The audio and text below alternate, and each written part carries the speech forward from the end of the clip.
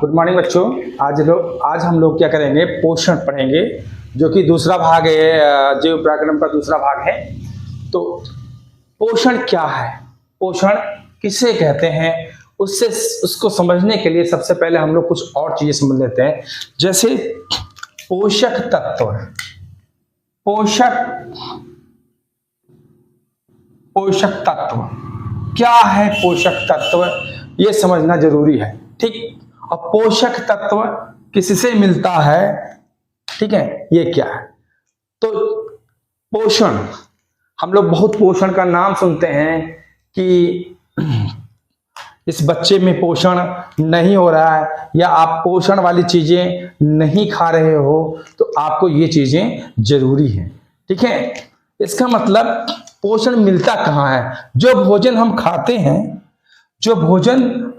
हैं, हमने भोजन खाया, उसी के अंदर, भोजन के अंदर ही पोषक तत्व होते हैं।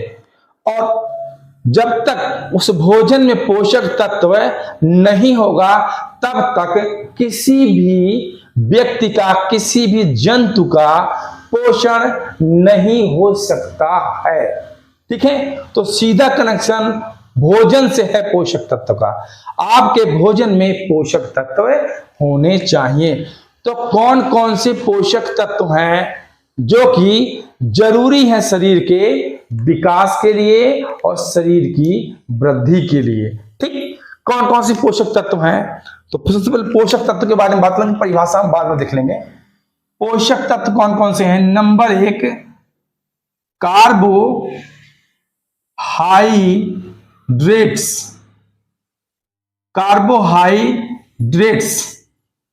कार्बोहाइड्रेट्स क्या है, सबसे पहले भी कार्बोहाइड्रेट्स। तो कार्बोहाइड्रेट्स मुख्य बायोलॉजिकल ईंधन है, मुख्य जैविक ईंधन है, जिससे ऊर्जा की प्राप्ति हमें होती है। अब समझ में, ये क्या है, मुख्य, ठीक है, क्या है, जैविक ईंधन है। जैविक ईंधन का मतलब है बायोलॉजिकल फ्यूल। ठीक है, हर एक जीव के लिए जो है ये जरूरी है। ठीक, आई बात समझ में। दूसरी चीज है कि कौन कौन से कार्बोहाइड्रेट होते हैं। तो नंबर 2 तरीके के, नंबर 1 सरल, नंबर 2 जटिल। ठीक, सरल और जटिल। तो सरल क्या होते हैं, सरल मतलब ग्लूकोज, क्या होते हैं, ग्लूकोज, फ्रक्टोज, माल्टोज,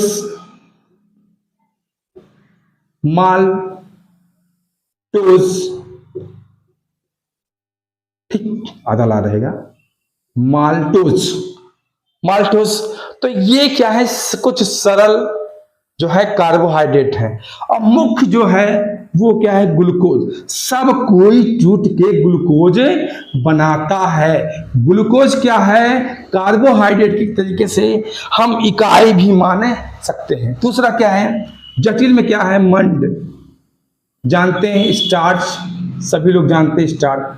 तो स्टार्च वाले कौन कौन से हैं। तो अगर हम आलू खाते हैं, ठीक है, आलू अगर खाएंगे तो उसमें स्टार्च है, चावल खाएंगे तो उसमें स्टार्च है, अरबी, साबुदाना, तो इस सब में क्या है, स्टार्च है। आई बात समझ में। तो स्टार्च भी क्या है, आखिरी में टूट के जैसे स्टार्च है, मतलब आलू खाया हमने, उसके अंदर स्टार्च है, तो स्टार्च भी टूट के क्या होता है, ग्लूकोज के अंदर बदल जाता है।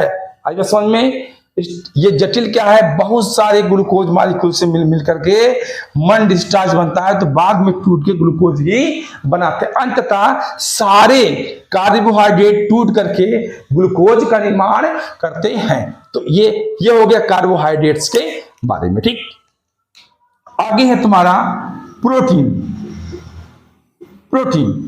क्या है प्रोटीन, ठीक, नहीं प्रोटीन ले लेते, कोई दिक्कत नहीं। प्रोटीन क्या है, हमारे शरीर को बनाती है, शरीर को, हमारे बिल्डिंग ब्लॉक्स है जो कि हमारे शरीर को बनाती है। इसके बिना शरीर हमारा बन ही नहीं सकता। यही हमारे शरीर का आकार, आकृति सब कुछ निश्चित करती है। ठीक है। तो प्रोटीन क्या है, ये हमारे शरीर को बनाने का कार्य करती है, ठीक है। अब इसकी यूनिट क्या है, प्रोटीन की यूनिट क्या है, अमीनो एसिड। बहुत सारे अमीनो एसिड मिलकर के प्रोटीन का निर्माण करते हैं, ठीक है समझ में। और एक चीज और है, एंजाइम, हम नाम बहुत सुने होंगे। एंजाइम क्या करते हैं, जो भी भोजन हम खाते हैं उसको पचाने का कार्य करते हैं, एज ए इंडिकेटर, कैटालिसिस का काम करते हैं, अभिप्रेरक का काम करते हैं, ताकि भोजन जल्दी से पच जाए हमारे पेट के अंदर। तो बहुत सारी ग्रंथियां हैं जो कि एंजाइम का श्रवण करती हैं, अब समझ में। तो अब प्रोटीन मिलता कहां से है, हम देखिए ज्यादातर चीजें हम मांस, मछली, अंडा, 3 चीजें ज्यादा खाएंगे तो हमें प्रोटीन की मात्रा सबसे ज्यादा मिलेगी। अगर हम बात करें, ऐसा नहीं है कि जो है पौधों से भी नहीं प्रोटीन प्राप्त होती है, तो पौधे से भी प्रोटीन प्राप्त होती है। जैसे दाल हम खा लिए, हमने सोयाबीन खा लिया, ठीक है, तो वहां से हमें क्या मिल जाएगा, जो है प्रोटीन मिल जाएगी, ठीक। आगे इसमें वसा, ठीक है, इसमें क्या है, एंजाइम, एंजाइम, इसको याद रखिएगा, ठीक है। सारे एंजाइम क्या होते हैं, प्रोटीन होते हैं, लेकिन सारी प्रोटीन एंजाइम नहीं होती। ये क्या है, एक कल्पना है, कल्पना नहीं, ये सिद्ध है, ठीक है। आई बात समझ में। तो इतना आप लोगों को अगर समझ में आ गया हो तो फिर हम और आगे बढ़ें। वसा, वसा, वसा क्या है, फैट, फैट, फैट क्या है, जो भी चीजें हम तेल के रूप में प्रयोग करते हैं वो सब क्या है, फैट है। चाहे घी हो, चाहे डालडा हो, ठीक है, चाहे देसी घी हो, चाहे मक्खन हो, चाहे दूध हो, इन सब में क्या है, वसा पाया जाता है। वसा क्या करता है, हमारे शरीर में दूसरा, पहला मुख्य जैविक ईंधन क्या है, पहला कार्बोहाइड्रेट, दूसरा क्या है वसा, और तीसरा क्या है, प्रोटीन, ठीक है। अब समझ में, ये तीनों हमारे मुख्य पोषक तत्व हैं, ठीक है। और दूसरी चीज जैविक ईंधन, दूसरा क्या है, वसा है। अब समझ में, हम वसा खाते हैं, बहुत सारे रूप में हम लोग वसा खाते हैं, ठीक है। तो वसा की इकाई जो होती है, मतलब कि फैटी एसिड, एक फैटी एसिड और कई फैटी एसिड मिलकर वसा का निर्माण करते हैं, ठीक है। तो इसकी यूनिट क्या है, फैटी एसिड, क्या है, फैटी एसिड, इसकी यूनिट है। आई बात समझ में, यूनिट का मतलब इकाई, जो इकाई, ठीक है, इकाई, यूनिट का मतलब क्या है, यूनिट का मतलब क्या है, इकाई, ठीक है। तो कई सारे फैटी एसिड मिलकर के बड़ा जो है फैट मॉलिक्यूल्स का निर्माण करते हैं, ठीक। यहाँ सब चीजें समझ में आ गई। फैट कहाँ से प्राप्त होता है जानते हैं हम लोग।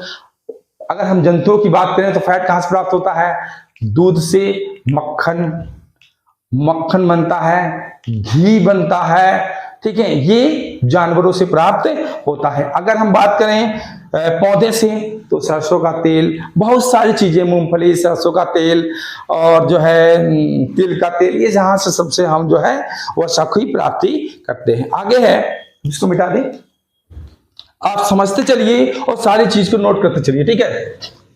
आगे है हमारा नंबर 4। नंबर 4 क्या है, विटामिन, वेरी इंपॉर्टेंट।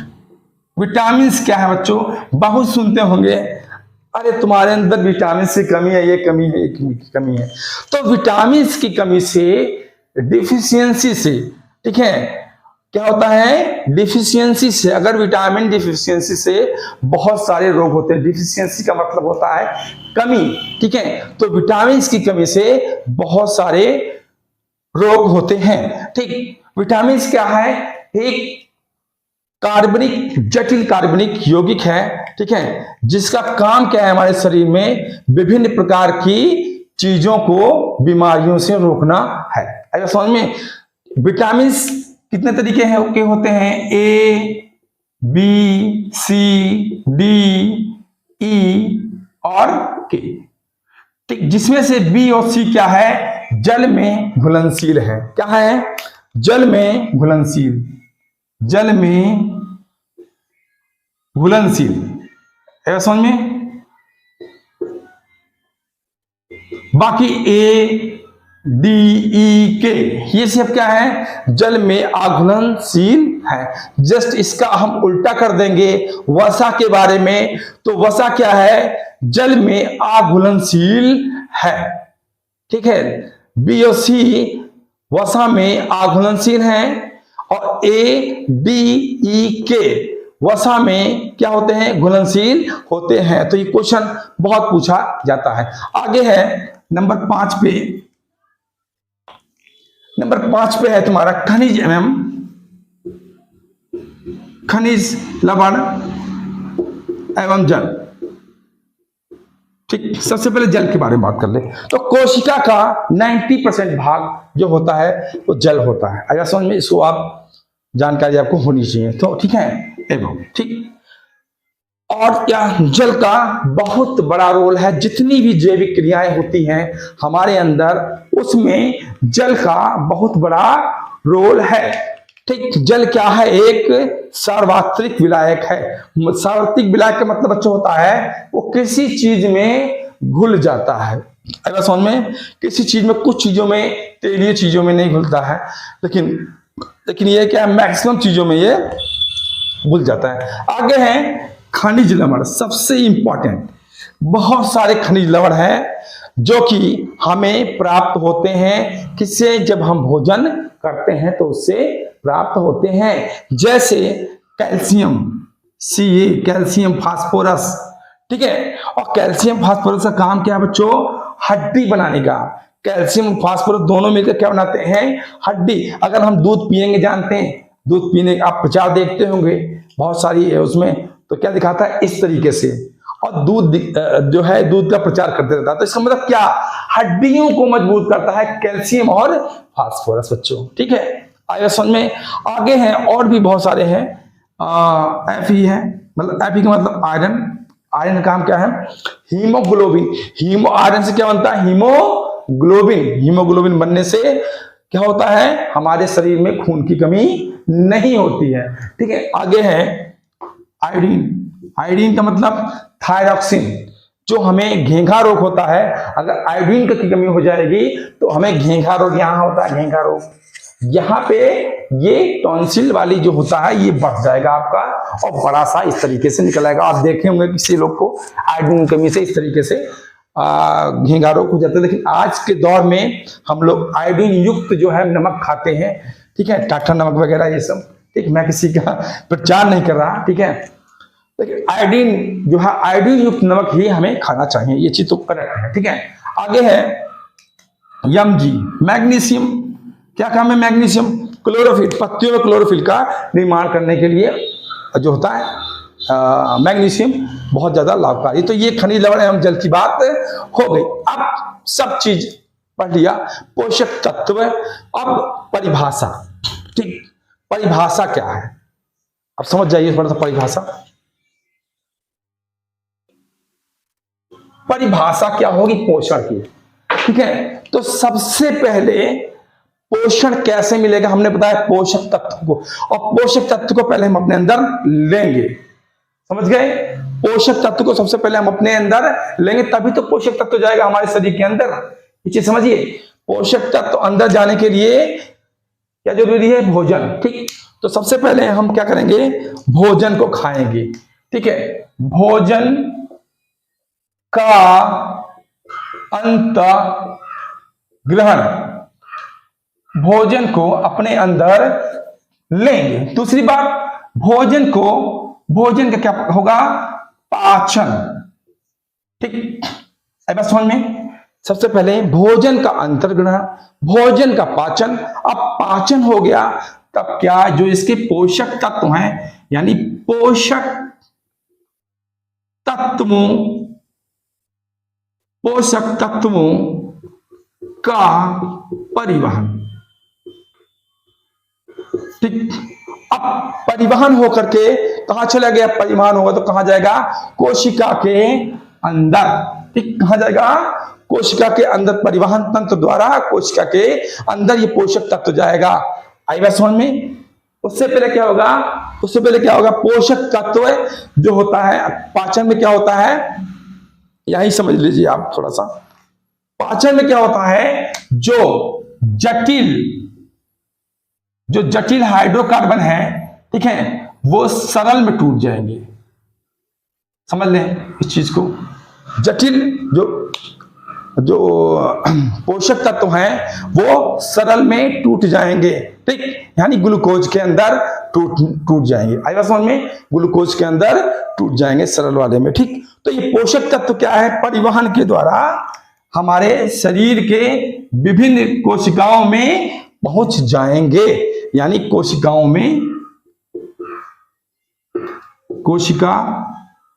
में पहुंचना, ठीक। कोशिका पहुंच गया, ठीक। अब उसका क्या होगा? स्वांगीकरण कहें या कोशिका में ऊर्जा का निर्माण, ठीक है। कोशिका में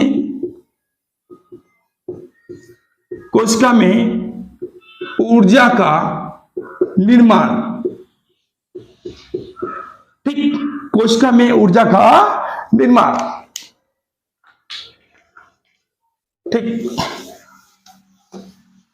कोशिका में ऊर्जा का निर्माण, अब समझ में?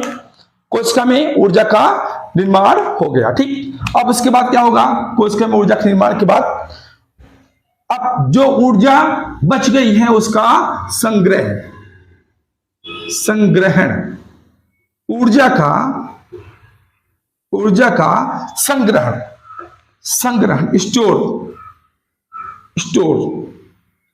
स्टोर करेंगे ऊर्जा का, ठीक है। समझ गए बात को? पोषण में, अब पोषण क्या है? पोषण भोजन का अंतर्ग्रहण से लेकर के ऊर्जा के संग्रहण तक पूरी जो प्रक्रिया होती है उसी को हम लोग क्या कहते हैं? पोषण। जब अगर कोई भी चीज इसमें बीच में से छूट गई तो पोषण नहीं हो पाएगा, ठीक है। तो पोषण क्या है? पोषण भोजन का अंतर्ग्रहण, पाचन, पोषक तत्वों का परिवहन, कोशिका में पहुंचना, कोशिका में ऊर्जा का निर्माण तथा जो विभिन्न क्रियाओं में ऊर्जा का प्रयोग होने के बाद जो ऊर्जा बचती है उसका ऊर्जा का संग्रह का नाम ही क्या है? पोषण कहलाता है, ठीक। तो ये सिंपल सी परिभाषा है, इसको आप अपने मर्जी से भी लिख सकते हो, कोई बड़ी परिभाषा इसकी पोषण की नहीं है, ठीक। इतना समझ में आ गया बच्चों? अब थोड़ा सा और पढ़ेंगे। पोषण क्यों जरूरी है? पोषण की आवश्यकता, पोषण की आवश्यकता क्यों जरूरी है? व्हाई नीड्स, तो क्यों जरूरी है? नंबर 1, ऊर्जा। जितनी भी ऊर्जा बनती है वो विभिन्न कार्यों में, विभिन्न जैविक प्रक्रियाओं में प्रयोग होती है। जैविक प्रक्रिया मतलब मैंने पहले ही बता दिया था जैविक प्रक्रिया कौन कौन सी है? पाचन, उत्सर्जन, ठीक है, और जो है पाचन हो गया, उत्सर्जन हो गया, उसके बाद क्या हो गया? श्वसन हो गया, ठीक, और तंत्रिका तंत्र, इन सभी जैविक क्रियाओं में ऊर्जा का प्रयोग होता है जिससे कोशिका की जो है मरम्मत हो सकती है, ठीक है। इतना बात समझ में आ गया आप लोगों को, ठीक। उसके बाद क्या दूसरा काम क्या है? जीव द्रव्य का निर्माण, जीव द्रव्य का निर्माण क्या होता है? पोषण में विभिन्न प्रकार के पोषक तत्व होते हैं जो कि जीव द्रव्य का निर्माण करते हैं। जीव द्रव्य के निर्माण से क्या होगा? जो है कोशिका क्या रहेगी? अनुरक्षित रहेगी, मेंटेन रहेगी, जिससे हमें किसी प्रकार का रोग नहीं होगा। आगे है मरम्मत, लगातार मरम्मत और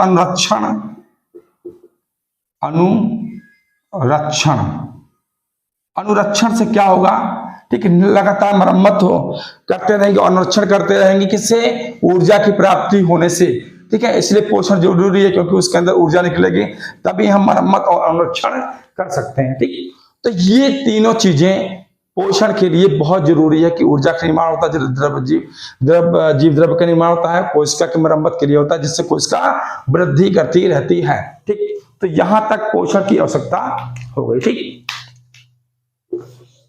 अब आगे है बच्चों, आगे है पोषण के प्रकार। ठीक है, पोषण के प्रकार या पोषण कितने प्रकार का होता है। ठीक, इसको हम अगले जो है वीडियो में देखेंगे कि पोषण के कितने प्रकार होते हैं। ठीक, आई बात समझ में, पोषण के कितने प्रकार होते हैं। ठीक, टाइप्स ऑफ न्यूट्रिशन, जिसमें हम दोनों देखेंगे पौधों में किस तरह न्यूट्रिशन होता है, पौधे किस तरह ऊर्जा की प्राप्ति करते हैं। ठीक है, और दूसरी है जंतु जो है किस तरह से ऊर्जा की प्राप्ति करते हैं। धन्यवाद दोस्त, धन्यवाद बच्चों वीडियो देखने के लिए, और इसी तरीके से वीडियो को मेरे देखते रहिए, और अगर अच्छा लगे तो कमेंट करिए, कमेंट करेंगे, लाइक करेंगे और सब्सक्राइब करेंगे तो मेरा मोटिवेशन और बढ़ेगा, और जो है मैं आपको और अच्छी वीडियो बना करके दूंगा। ठीक, तो इसी के लिए बाय बाय दोस्तों, टेक केयर।